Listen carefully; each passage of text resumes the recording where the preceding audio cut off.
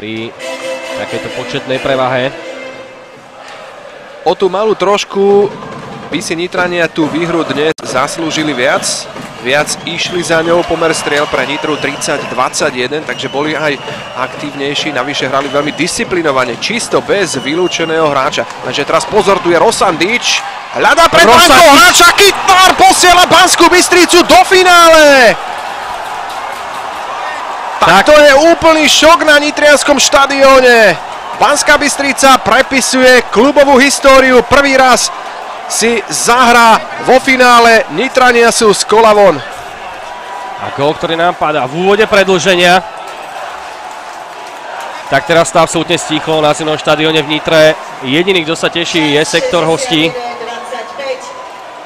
Poďme sa pozrieť na tú gólovú situáciu.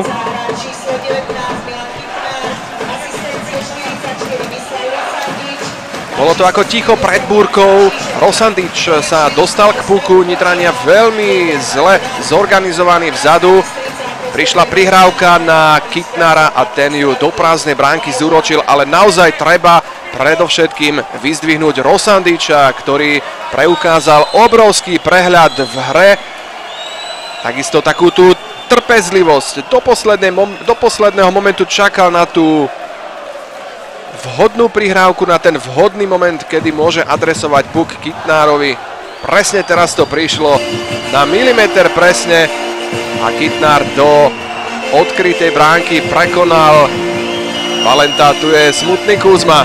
Ale bola to naozaj situácia, v ktorej Rosandič v poslednej možnej chvíli prihrával, pretože už sa k nemu sťahoval Lukáš Novák. Takisto tam bol hráč, ktorý v súboji, bol to Michal Novák, ktorý tam padol pri svojej bráne. Ten priestor na tú prihrávku tam nebol až taký príliš veľký, ale Rosandičovi to jednoducho prešlo. Prešlo to na Kytnára, Kytnár má